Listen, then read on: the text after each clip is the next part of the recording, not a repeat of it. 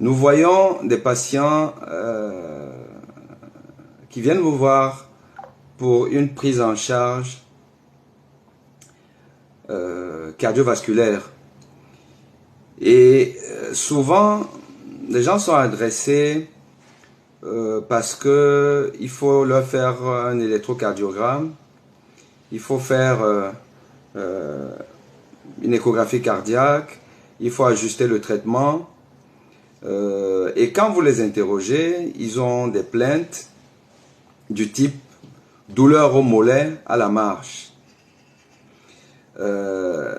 Et plus ils marchent, plus ils ont mal au mollet. Et quand ils arrêtent la marche, la douleur commence à diminuer.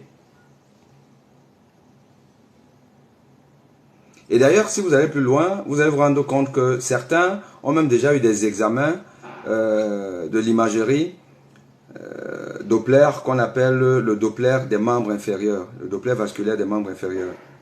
Et le Doppler a sanctionné une artériopathie des membres inférieurs. Artériopathie des membres inférieurs, c'est en fait un remaniement des artères par de la mauvaise graisse, par de l'athérome qui est donc qui est composé donc de la mauvaise graisse, du mauvais cholestérol, et puis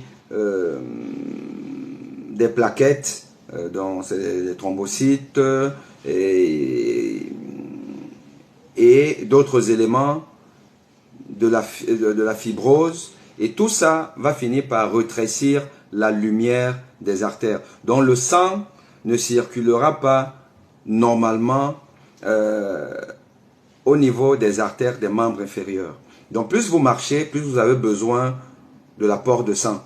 Or, ce sang-là n'arrivera pas suffisamment parce que l'offre sera inférieure à la demande, aux besoins, et vous aurez donc mal. C'est ce qu'on appelle une claudication des membres inférieurs, qui est due donc à l'artériopathie, donc à l'athérosclérose des artères des membres inférieurs.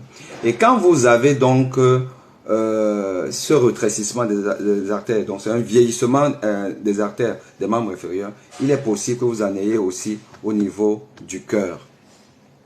C'est pour cette raison que quand vous avez une artériopathie des membres inférieurs, on a diagnostiqué ça, on fait faire aussi un bilan cardiaque, des tests d'effort, l'échographie, des tests d'effort, la scintigraphie myocardique et d'autres examens pour éliminer le même processus au niveau des artères du cœur qu'on appelle les artères coronaires. Parce que l'arbre artériel est un continuum. Si on a des problèmes au niveau des artères inférieures, la probabilité qu'on en ait aussi au niveau des artères du cœur est importante. Et la probabilité qu'on en ait même parfois au niveau des artères ou des vaisseaux du cou est aussi importante. C'est pour cette raison qu'on fait faire le Doppler des artères du cou. On fait donc scintigraphie myocardique ou test d'effort ou échographie de stress, échographie d'obutamine pour voir si les artères du cœur sont en bon état. On peut aussi faire un coroscanner parce que vous avez déjà eu le Doppler des membres inférieurs et on a montré qu'il y a une artéropathie.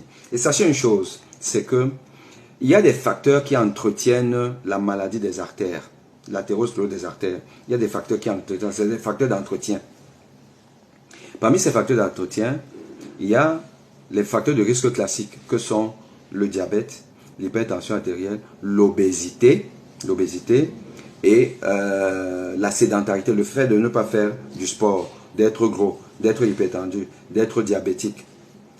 Ça entretient l'athérosclérose, donc le remaniement des artères du cœur.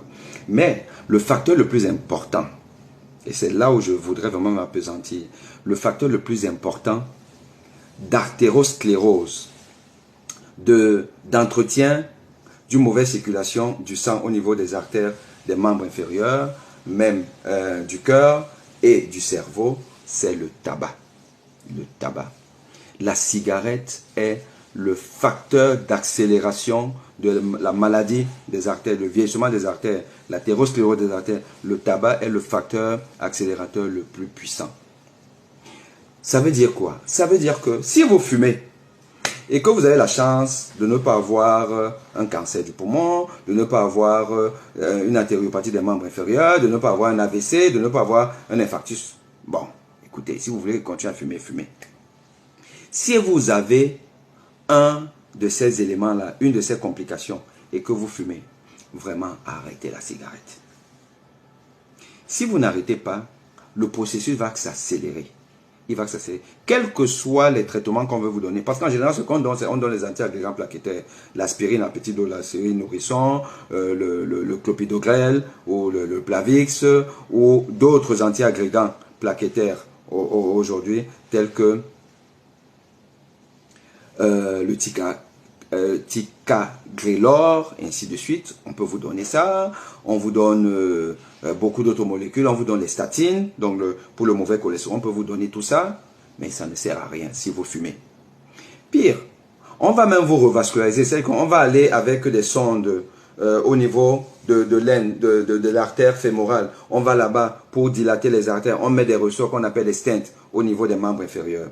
Ou on peut le faire au niveau des artères du cœur. On va faire une coronarographie et on fera donc, on voit l'artère qui est bouchée ou qui est sténosée, on va dilater, on laisse des ressorts, ce qu'on appelle des stents, l'angioplastie des artères coronaires, on laisse des stents. Évidemment, vous devez prendre des fluidifiants pour qu'il n'y ait pas une resténose ou une thrombose de ces stents-là. Donc les malades ont souvent beaucoup de médicaments, parmi lesquels les anti-agrégants plaquettaires et les statines. Mais tout ça, tant que vous fumez, ça ne sert à rien. Parce que le risque même de thromboser son stent ou de resténoser l'artère qui était déjà sténosée mais qu'on a dilatée, le risque lorsque vous fumez est multiplié par N. Donc, rebelote, vous allez toujours rester dans la maladie. Donc, le premier traitement, c'est arrêter la cigarette. Et quand vous avez déjà fait un événement cardiovasculaire que j'ai cité là, AVC, infarctus du myocarde ou thrombose, enfin artériopathie des membres inférieurs qui peut évoluer même vers une gangrène. Quand vous avez déjà fait ça là, il n'y a pas pour moi, à mon avis, le plus grand déclic pour arrêter de fumer. Quand les malades viennent me voir, oh docteur, ben, je ne sais pas, oh, j'ai diminué. Diminuer la cigarette. Quand vous avez déjà rentré dans la maladie vasculaire, diminuer la cigarette, ça ne sert à rien. Parce que vous continuez quand même à fumer. Et donc, c'est un peu comme si il y a un vase qui est plein. Mais pour que l'autre se déverse du vase, il suffit juste de la goutte d'eau. Donc, que vous fumiez 40 cigarettes par jour, ou 20 cigarettes par jour, ou 5 cigarettes par jour, c'est toujours la goutte d'eau qui va faire déborder le vase. Donc, la seule solution, c'est d'arrêter de fumer. Et non de dire que je vais fumer moins, docteur, maintenant je fume moins. Non, non, ça ne sert à rien. Ça ne sert à rien. Et sachez aussi, je vais terminer avec ça, que le risque de complications opératoires, quelle que soit l'opération, surtout même l'opération donc de l'appareil cardiovasculaire, le risque de complications en post-opératoire, de faire un infarctus, de faire un AVC, de faire une insuffisance cardiaque et autres, de faire un arrêt cardiaque, le risque opératoire est plus important chez les fumeurs que chez les non-fumeurs. Donc, quand vous êtes rentré dans la maladie cardiovasculaire, vraiment, arrêtez le tabac. Arrêtez le tabac. Et ça vous apporte quoi? Si ce n'est vous appauvrir. Parce que quand même, moi j'ai vu un patient dernièrement qui me dit qu'il fume 40 cigarettes par jour. 40 cigarettes, c'est 2 paquets. 2 paquets par jour. Un paquet apparemment, moi je ne connais pas le prix, en France, c'est dans les 10 euros. Donc 20 euros par jour. Vous multipliez ça, on a fait le calcul, il est à peu près à 400 euros par mois de tabac. Tout ça là, pour se bousiller les reins, pas que les reins, le cerveau, les poumons et tout. Donc, chers amis, on arrête le tabac, surtout lorsqu'on a déjà une complication médicale, notamment lorsqu'on a déjà une complication cardiovasculaire, il faut arrêter le tabac.